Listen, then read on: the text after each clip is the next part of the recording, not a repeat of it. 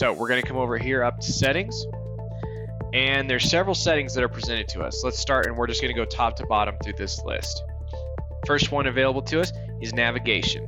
And in navigation, we get two options, mode and color. So for starters, mode is where do you want your navigation to be. Some people prefer top, some people prefer side. And just to show you real quick here, that's just going to change like when you start adding pages where that navigation is going to be. We don't have any right now, so I can't show you that. We'll come back to that a little bit more in a bit, but I just want to start there. We're going to leave it as top for the moment. The other piece is color. You can pick transparent, white, or black. So as you start having your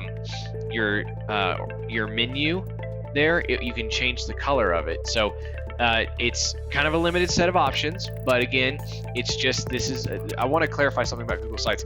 It is a very, very lightweight site builder. It's to get you off the ground.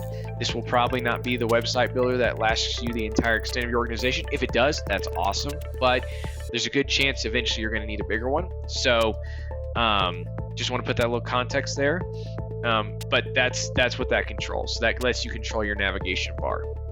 Next, we're going to go into brand images. This is going to get into like, hey, when people see your organization, what do they see? So in this case, we have the logos available to us and your favicon. Now your logo, let's go ahead and select one here, and I'm going to pull in an image that I put up already. So we're going to use my image. And then a favicon is or favicon, I don't know what the correct pronunciation is, but essentially when you go to a website and you have that little icon right there, that is what that is. So we're going to come here and hit select, and I've already picked, again, you have to have them in a certain size. I don't remember the exact dimensions, but I went ahead and made mine a 200 by 200 pixel.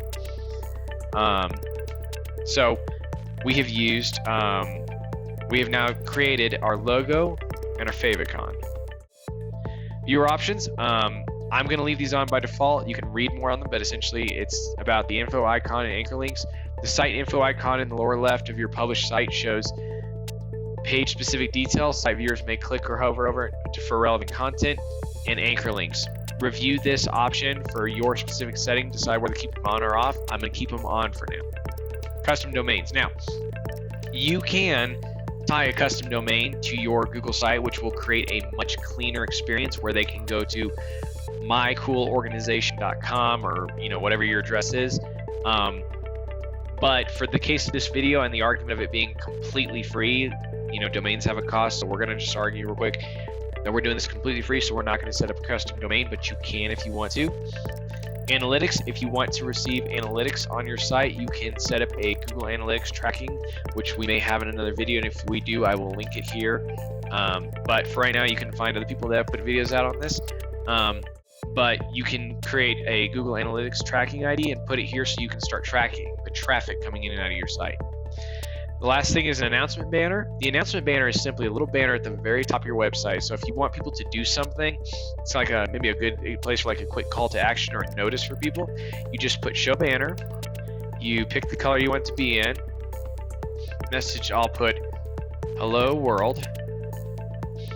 And I'm going to make the message and the label hello world, and link, we're just going to link it to where I want to go. You know what, I'll have it go to my website, and we'll make sure to put it in properly. And then I'll tell it to open a new tab, and you can make this pop up for the home page only or for all pages. In my case, we're going to leave it all pages. And then from here, we're just going to close that out.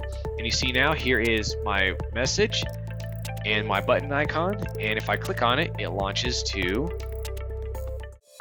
my website. So this just gives you that opportunity to, if you want to display something kind of at the top as kind of like notice, alerts, whatever, that gives you that option. But guys, that is about everything that makes up the very basic settings. So check those out, get them set up how you want to. As you can see now, my logo is here and my favicon will be showing up. So we've got all that configured and it's ready to go. So now we're ready to move forward and get into the next part of our video course, where we're going to be looking at the editing menu.